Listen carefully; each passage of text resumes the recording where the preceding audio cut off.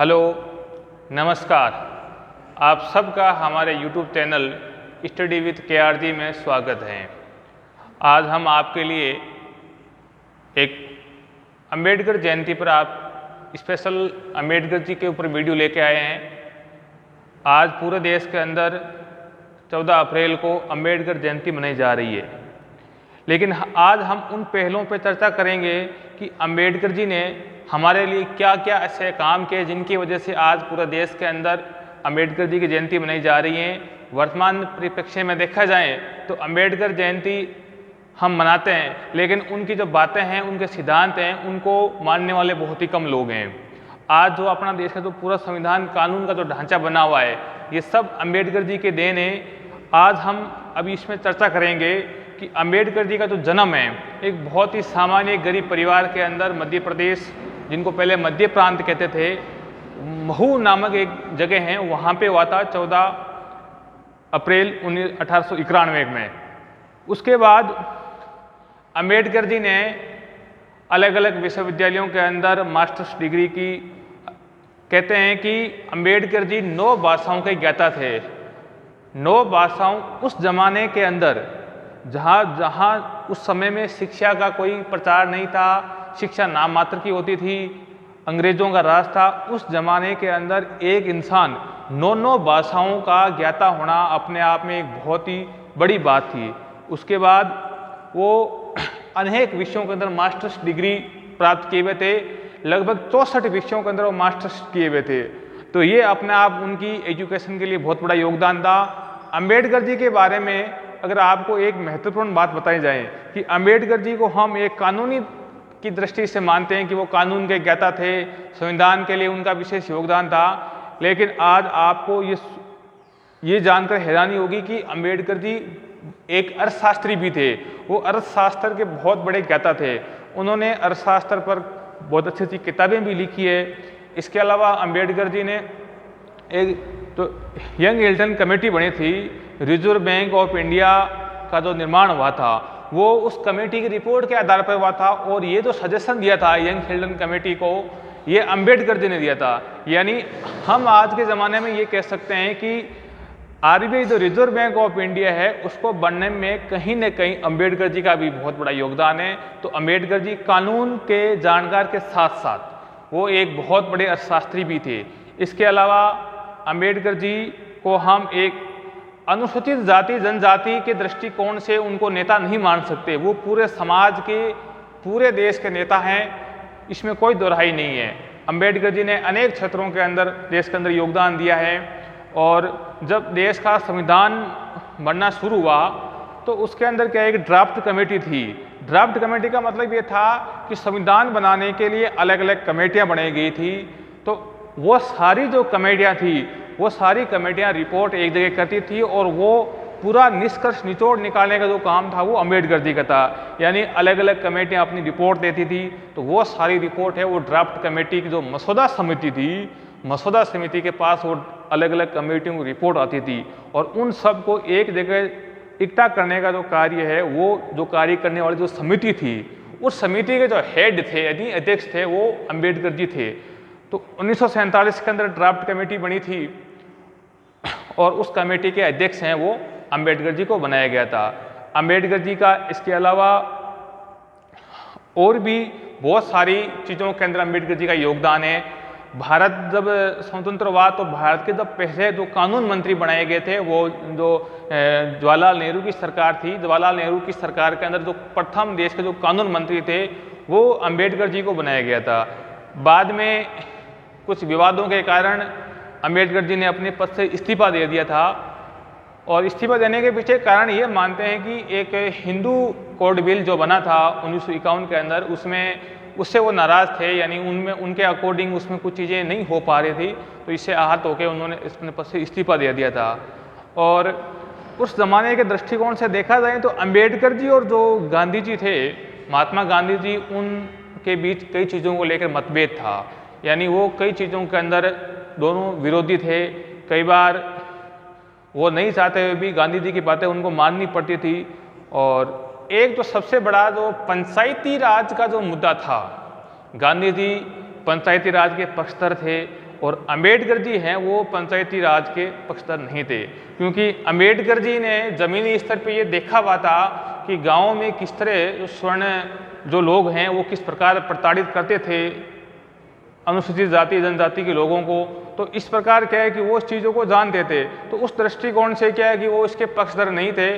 तो बाद में गांधी जी को जब ये पता चला कि संविधान का जो मसौदा तैयार किया जा रहा है उसमें पंचायती राज पे कम ध्यान दिया जा रहा है, तो गांधी जी की बात को कौन टाल सकता है। तो फिर गांधी जी ने लेटर लिखा कि भाई पंचायती राज को भी आप बढ़ावा दो, महत्व दो। तो बाद में पंचायती राज को भी संविधान के अंदर महत्व दिया गया। तो इस प्रकार कई चीज़ों के अंदर विरोधी थे, लेकिन वो विरोधी का होने का मतलब ये नहीं था कि वो एक दूसरे से बिल्कुल भी इग्नोर करते थे, एक दूसरे का सम्मान करते थे, एक दूसरे की बातों पे डिस्कशन भी होता था, तर्क वितर्क होता था, और अंतिम रूप से क्या है कि तर्क वितर्क करके इस प्रकार की एक सॉल्यूशन पे पहुंचा जाता था।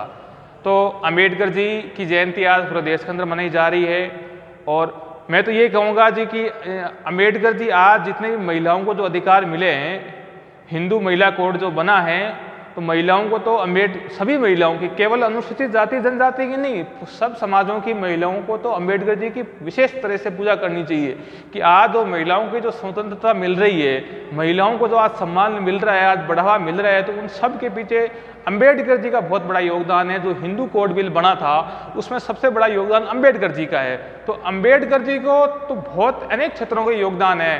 अंबेडकर जी को आज हम इस दृष्टिकोण से नहीं देख सकते कि वो अनुसूचित जाति जनजाति के नेता है, वो सबके नेता हैं, वो देश के नेता हैं। हम सबको इनकी पूजा करनी चाहिए। अंबेडकर जी का बहुत बड़ा योगदान है। अंबेडकर जी की, मैं तो कहता हूं कि आप अंबेडकर को पूजो मत, आप अंबेडकर को पढ़ो, आप अंबेडकर के पद पे चलो, तो भी हम बहुत आगे बढ़ सकते हैं, बहुत चीज़ों में सुधार हो सकता है। अंबेडकर जी का जन्म हमने देख लिया कि 14 अप्रैल 1891 के अंदर मध्य प्रांत, आज जिनको हम मध्य प्रदेश कह सकते हैं, वहाँ पे हुआ था, और ये महार जाति से थे। और महार जाति उस समय एक समाज के अंदर एक अछूत जाति मानी जाती थी उस समय के अंदर, और लोग उनको अछूत दृष्टिकोण से देखते थे।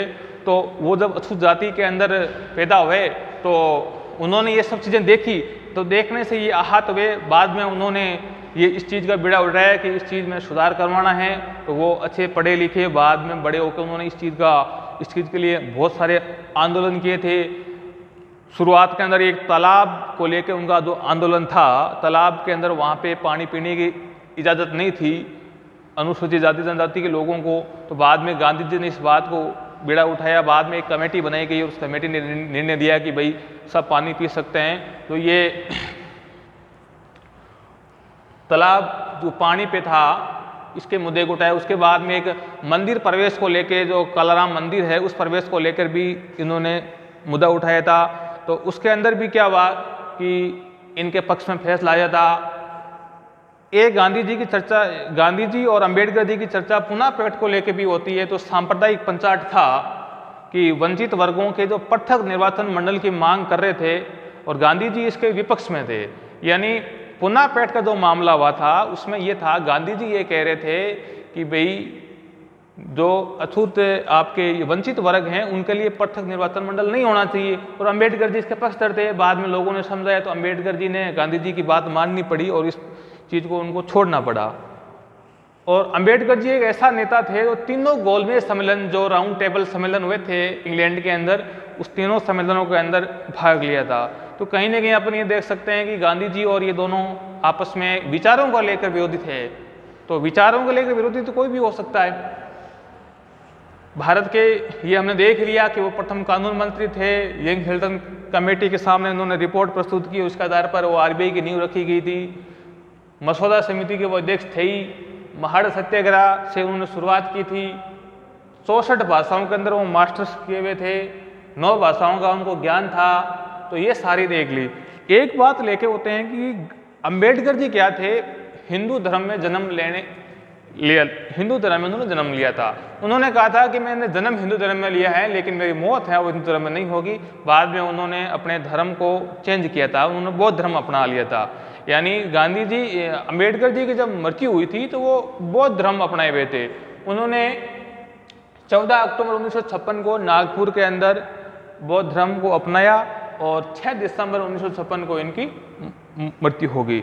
यानी उन्होंने अंतिम समय के अंदर बौद्ध धर्म अपना लिया था और 1951 के अंदर उन्होंने कानून मंत्री से पद से इस्तीफा दे दिया था। अंबेडकर जी को भारत रत्न दिया गया था 1990 के अंदर और इन्होंने जब बौद्ध धर्म अपनाया तो एक नया आंदोलन चलाया। उस आंदोलन का नाम था नवयान आंदोलन। इसके अलावा आज हम संविधान की बात करें, संविधान में जो समानता का जो अधिकार मिला हुआ है अनुच्छेद 14 से 18 लेके, तो ये कुएं तालाब सारी बातें हैं, ये SC/ST को जो छूट आरक्षण की जो सारी बातें की गई हैं ये इन अनुच्छेदों के अंदर की गई हैं। तो इनमें कहीं ना कहीं बड़ा योगदान अपन अंबेडकर जी को मानते हैं। और इन अनुच्छेदों में जो सबसे महत्वपूर्ण जो अनुच्छेद 17 है, जो अनटचेबिलिटी का है, छुआछूत विरोधी का है, तो वो सारी देन है वो भी अंबेडकर जी की है। और अंबेडकर जी इसके अलावा एक बहुत बड़े लेखक भी थे, कवि थे। उन्होंने लेखक के रूप में एक समाचार पत्र प्रकाशित किया था 1920 के अंदर, मुक नायक नाम का। उसके अलावा उनकी कुछ पत्रिकाएं थी, बहिष्कृत भारत सभा, समता और जनता, ये इस नाम की उनकी 3 जो पत्रिकाएं हैं वो भी आती थी। उनके नाम से कई समाचार पत्र भी मुक नायक महत्वपूर्ण है। इसके अलावा अंबेडकर जी ने एक सभा बनाई थी 1923 के अंदर, बहिष्कृत हितकरणी सभा। और उनकी जो फेमस जो बुक्स हैं वो है बुद्ध और कार्ल मार्क्स, द अनटचेबिलिटी और बुद्ध एंड हिज धम्म। ये 3 महत्वपूर्ण बुक्स हैं। इसके अलावा भी उन्होंने खूब सारी बुक्स हैं। तो इस प्रकार हम अंबेडकर जी को एक समाज विशेष का नेता नहीं मान सकते, वो पूरे समाज पूरे देश के नेता हैं। अंबेडकर जी की आज 14 अप्रैल को जयंती मनाई जा रही है। धन्यवाद। राम राम।